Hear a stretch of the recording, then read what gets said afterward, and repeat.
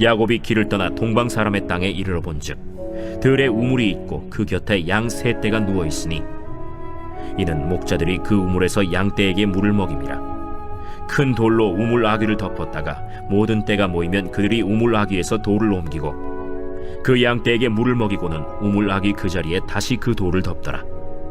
야곱이 그들에게 이르되 내 형제여 어디서 왔느냐? 하란에서 왔노라. 너희가 나홀의 손자 라반을 아느냐? 아노라. 그가 평안하냐? 평안하니라. 그의 딸 라헬이 지금 양을 몰고 오느니라. 해가 아직 높은즉 가축 모일 때가 아니니 양에게 물을 먹이고 가서 풀을 뜯게 하라. 우리가 그리하지 못하겠노라. 때가 다 모이고 목자들이 우물 아귀에서 돌을 옮겨야 우리가 양에게 물을 먹이느니라. 야곱이 그들과 말하는 동안에 라헬이 그의 아버지의 양과 함께 오니 그가 그의 양들을 치고 있었기 때문이더라.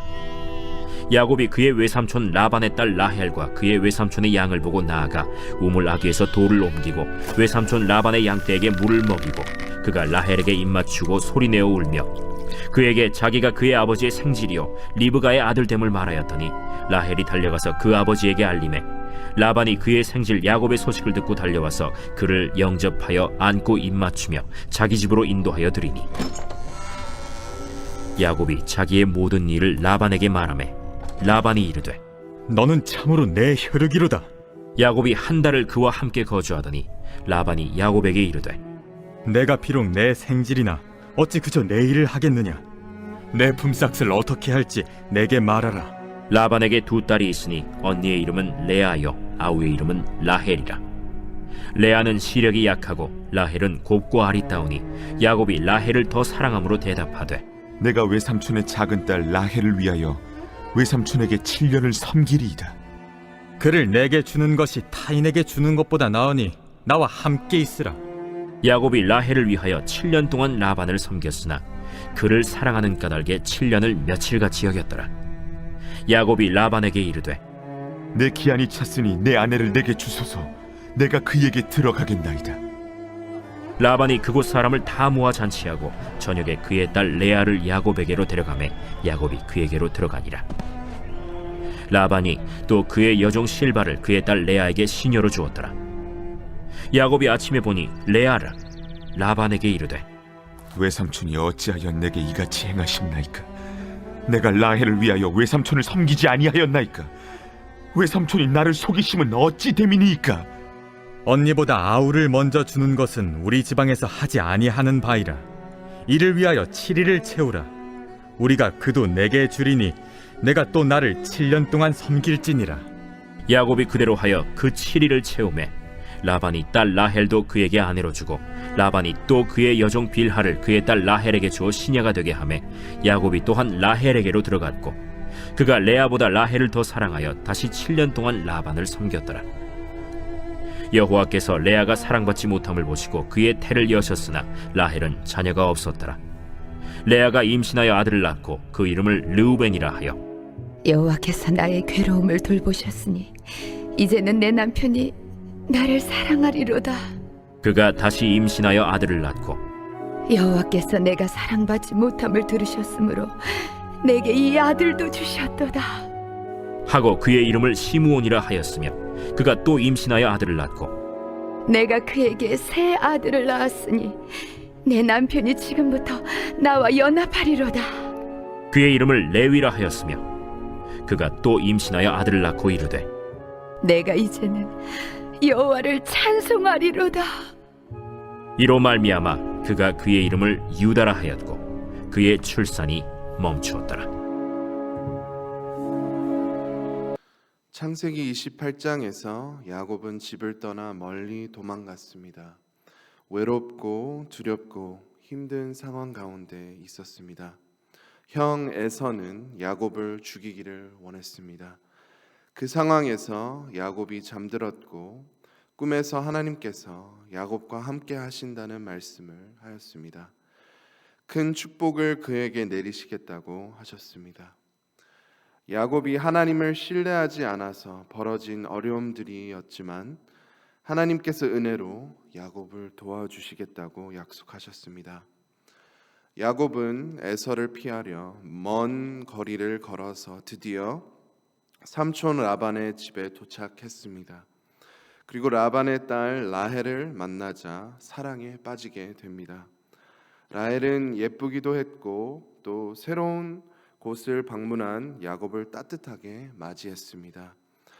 야곱은 라헬과 결혼하기를 원했습니다. 그래서 야곱이 라반을 위해 7년을 일하겠다고 했습니다. 그때 당시에 신랑이 신부 가정에게 지참금을 바쳤습니다. 특별히 여자를 서포트할 수 있다는 것을 증명하기 위해 바치기도 했습니다. 아무것도 없이 집 떠난 야곱이 7년의 노동을 약속했습니다. 7년을 일했지만 라헬을 사랑하는 까닭에 7년이 며칠 같았다고 기록되어 있습니다. 라반이 야곱을 속여서 결국 7년 더 일하게 되었습니다. 14년을 정말 열심히 노동을 하였습니다. 하지만 라헬을 사랑하는 마음이 너무나도 커서 열심히 노동하여 라헬을 얻게 되었습니다. 이 상황을 보면 사랑은 굉장한 힘과 능력입니다.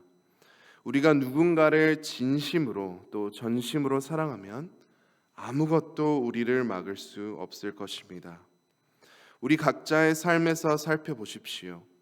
우리가 사랑하는 사람, 우리가 사랑하는 일, 우리가 사랑하는 액티비티, 우리가 정말 원한다면 우리를 막을 수 없습니다.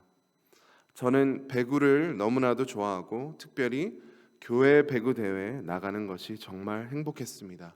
그래서 몇 년 전에 이제 한국 서울에서 바쁘게 공부하고 사역할 때 부산에 계신 아버지 교회 배구 대회에 참여하기 위해 대회 전날 늦은 밤에 기차를 타고 내려가서 새벽 일찍 일어나서 경기를 제가 정말 가진 모든 열정을 다해 뛰고 끝나자마자 기차 타고 서울로 올라와서 다시 사역 준비하고 그렇게 했습니다. 그만큼 배구를 사랑했습니다. 우리가 무언가를 사랑하면 우리를 막을 수 없습니다. 어떻게든 사랑하려고 할 것입니다. 야곱이 얼마나 라헬을 사랑했으면 14년을 그렇게 노동했을까요? 라반이 야곱을 속였음에도 그렇게 거침없이 사랑했습니다. 이 사랑을 보면 우리를 향한 하나님의 사랑을 생각하게 됩니다. 하나님께서 우리를 너무나도 사랑하십니다. 우리가 하나님 앞에 얼마나 많은 죄를 지었고 지금도 짓고 있나요? 얼마나 하나님을 배신하고 다른 우상들을 섬기나요? 그럼에도 우리를 사랑하시고 우리를 용서하시고 우리를 회복시켜 주십니다. 그 어떤 장애물을 뚫어서라도 우리를 주님께로 더 가까이 인도하시기를 원하십니다. 많은 그리스도인들은 성경 말씀을 버겁게 느낍니다. 지킬 것이 너무나도 많고 내 삶에서 적용하기에 불가능해 보이는 부분들이 너무나도 많다고 생각합니다. 그러나 성경을 제대로 해석하면 하나님은 우리의 사랑을 원하십니다.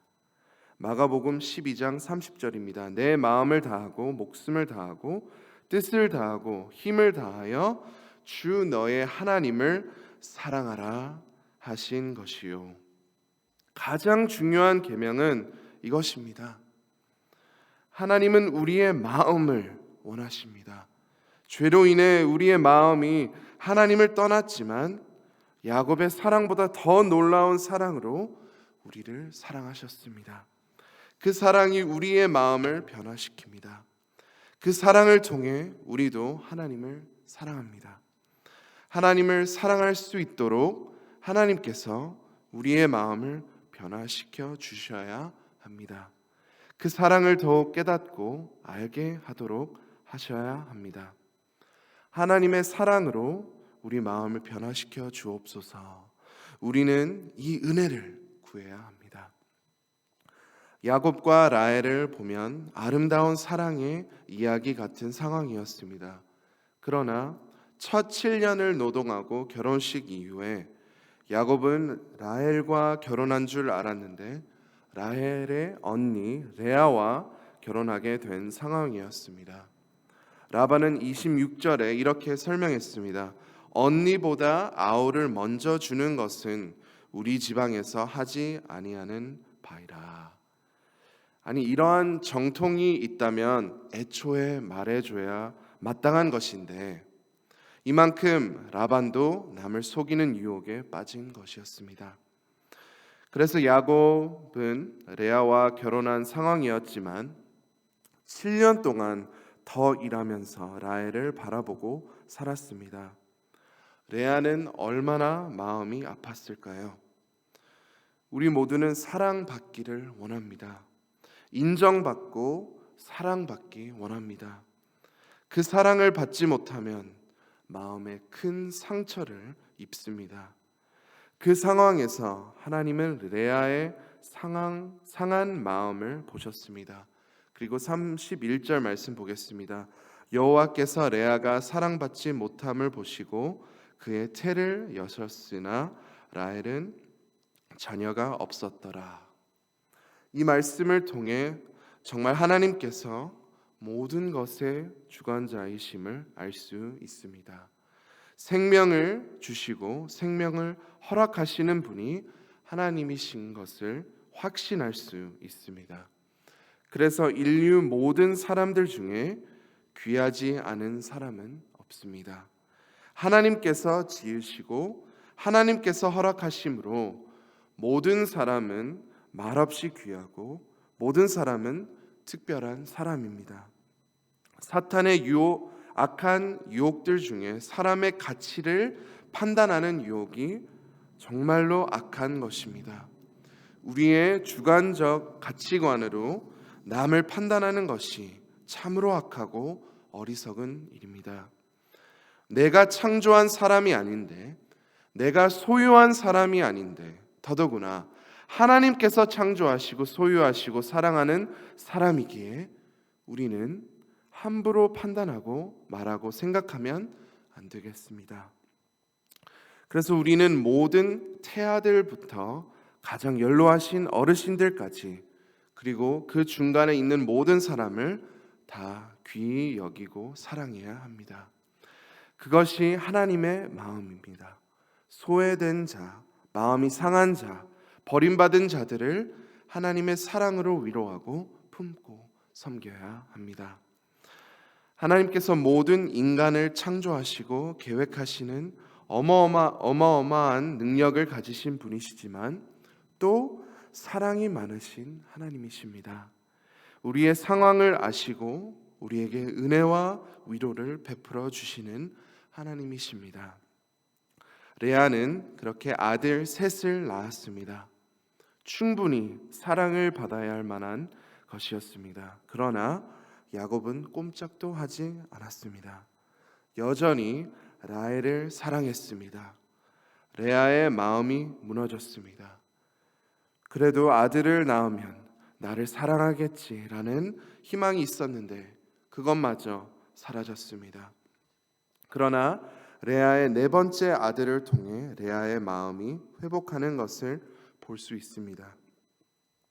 레아의 네 번째 아들은 유다였습니다. 그 뜻은 찬양. 레아가 하나님을 찬양했습니다. 라헬은 여전히 존재했고 야곱의 마음은 변하지 않았습니다. 레아가 사랑받고 싶은 갈망이 야곱을 통해 그리고 세상 그 어떤 것을 통해 충족될 수 없음을 깨달았던 것입니다. 라헬이 사라져도 야곱의 마음이 변할지라도 아들 10명을 더 낳을지라도 그는 오직 하나님만이 그의 마음을 채울 수 있음을 깨달았습니다. 그리고 더 놀라운 것은 하나님은 라헬이 아닌 레아를 통해 레아의 아들 유다를 통해 아브라함의 축복을 이어나갔습니다. 예수님의 족보에 영원히 기록된 것입니다. 우리 삶에서도 이것 하나만이 다 있을 것입니다. 이것 하나만 있으면 행복할 거야. 다 좋아질 거야. 다 풀릴 거야 라는 생각이 있을 수 있습니다. 레아의 삶을 통하여 우리는 배웠습니다. 그 하나만이 하나님이십니다. 오직 하나님만, 오직 예수님만 나의 마음을 채우시는 것을 볼 수 있습니다. 오늘도 예수님만이 우리의 모든 것이 되어주시는 복되고 귀한 하루가 되시기를 간절히 소망합니다. 이 시간 함께 말씀을 붙잡고 기도하겠습니다. 어려움을 겪고 있는 성도님들, 환우님들을 위해 기도하시겠습니다. 또 온 성도님들이 전도에 힘쓰고 또 많은 영혼을 구원해 주시도록 함께 기도하겠습니다. 계속되는 교회 보수공사 및 리모델링을 위해 기도해 주시고, 마지막으로 미국과 한국의 정치 경제 문화가 말씀 위에 세워지도록 함께 기도하겠습니다. 주여 한번 외치고 다 함께 기도하시겠습니다. 주여